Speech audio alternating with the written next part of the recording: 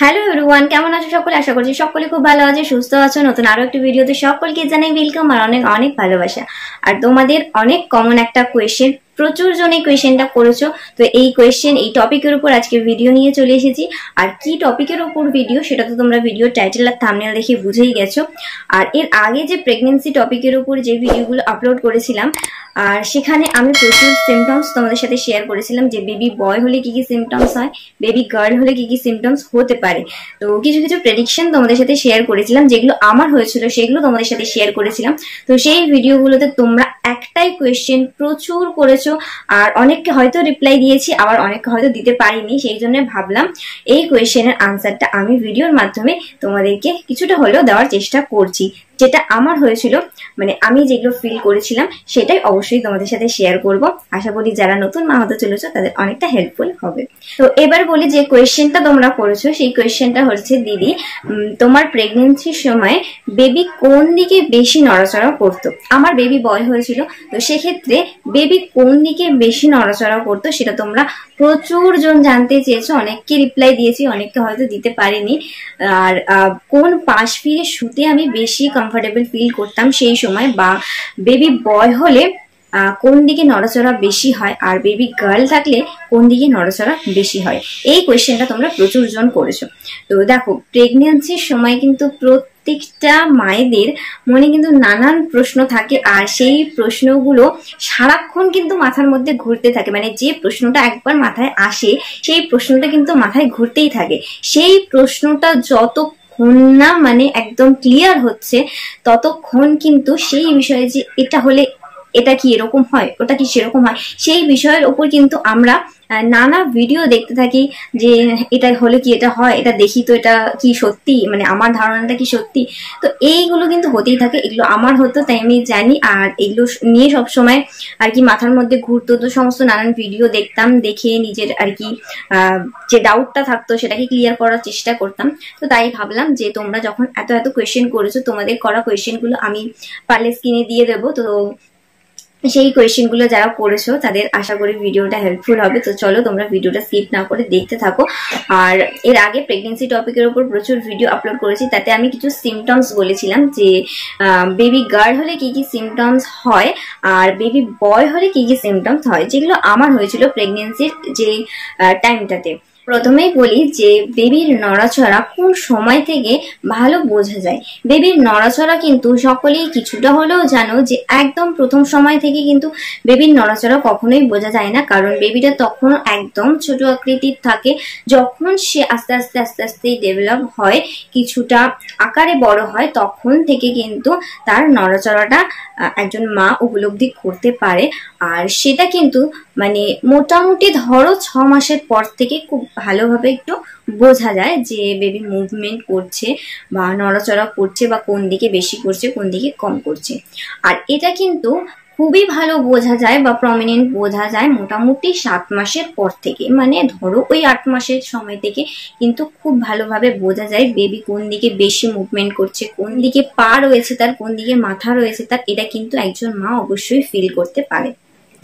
তো এবার বলি, আমার বেবি বয় হয়েছিল। তো সেই বেবি বয় হওয়ার ক্ষেত্রে আমার যে যে সিমটমস গুলো দেখা গিয়েছিল, তার মধ্যে পেটের আকৃতির কথাটা তো তোমাদেরকে বলেইছিলাম, যে পেট কিন্তু একদম তল পেটের দিকটা বেশি ভার হয় বেবি বয় হওয়ার ক্ষেত্রে। বেবি বয় থাকলে কিন্তু তল পেটের দিকের ভারটা বেশি হয়, তল পেটের দিকে মানে পেটটা আর কি বেশি বাড়ে।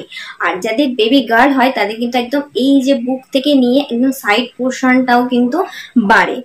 আর বেবির নড়াচড়ার ক্ষেত্রে কিন্তু আমার সেই সময় বাম পাশে নড়াচড়াটা আমি বেশি ফিল করতাম।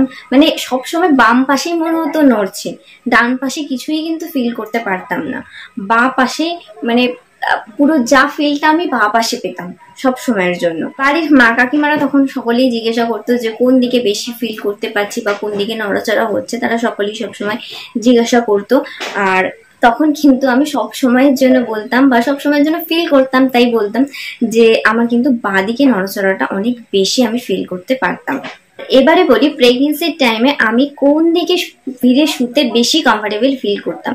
সেই সময় কিন্তু আমি বাঁ দিকে ঘুরে শুতে বেশি কমফোর্টেবল ফিল করতাম। আর সব সময়ের জন্য সোজা হয়ে যত শোয়ার চেষ্টা করতাম তত আমি কিন্তু বাঁ দিকে ফিরে শুতাম। ডান দিকে ফিরে শুলেও প্রচন্ড পরিমাণে একটা অস্বস্তি শরীরের মধ্যে হতো, কেন জানি না এটা, কিন্তু বাঁ দিকে ফিরে মানে শুলে তবেই কিছুটা হলেও একটু রিল্যাক্স লাগতো। তো এটাই হচ্ছে মানে আমার সেই সময়তে হয়েছিল, বাঁ দিকে নড়াচড়াটা বেশি হতো আর বাঁ দিকে ফিরে কিন্তু শোয়াতে বেশি আমি কমফোর্টেবল ফিল করতাম। আর সেক্ষেত্রে কিন্তু আমার বেবি বয় হয়েছে।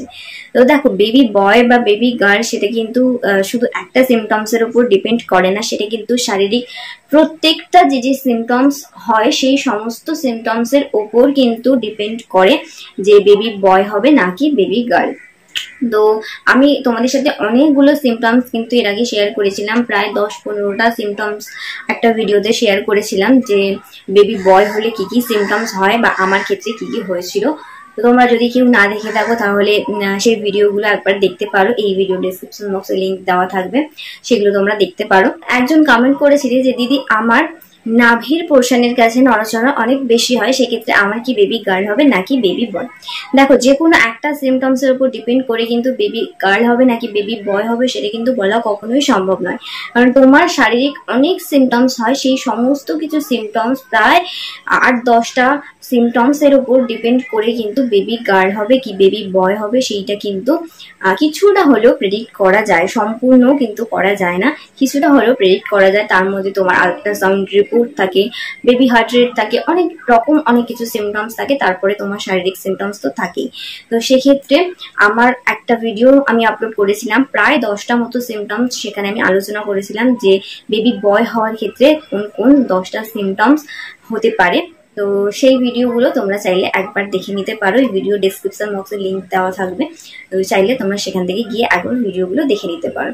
তো আজকে তোমাদের যে মোস্ট মানে অনেক অনেক কমেন্ট যেটা করেছিলে সেটা হচ্ছে বেবি কোন দিকে বেশি নড়াচড়া করতো, বেবি বয় হওয়ার ক্ষেত্রে কোন দিকে বেশি নড়াচড়া হয়।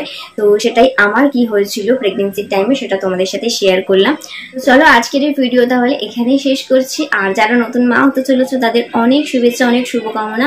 তোমরা সুস্থভাবে একটা সুস্থ সন্তান পৃথিবীতে আনো, সেটা ছেলে হতে পারে বা মেয়ে। আর তোমাদের যদি আরো কোনো কোয়েশ্চেন থেকে থাকে বা কোনো ডাউট থেকে থাকে অবশ্যই তোমরা আমাকে কমেন্ট করতে পারো, যদি আমার সেই বিষয়ে কোনো ধারণা থাকে অবশ্যই কমেন্টে রিপ্লাই দেওয়ার চেষ্টা করবো বা কোনো ভিডিওর মাধ্যমে তোমাদের সেটা বলার চেষ্টা করব। তো যারা মা হতে চলেছে তাদের অনেক অনেক শুভেচ্ছা, অনেক সুস্থ থেকো, ভালো থেকো আর অনেক হাসি খুশি থেকো, এটা হচ্ছে সবচেয়ে বড় ব্যাপার। আর যদি ভিডিওটা ভালো লেগে থাকে বা কিছু হেল্প হয়ে থাকে অবশ্যই একটা লাইক করে দিও। যারা চ্যানেলে নতুন ভিডিও দেখছো তারা প্লিজ সাবস্ক্রাইব করে পাশে থেকো। তো চলো দেখা হবে আবার পরবর্তী কোনো একটি ভিডিওর সঙ্গে, ততক্ষণ সকলে সুস্থ থেকো, ভালো থেকো, টাটা।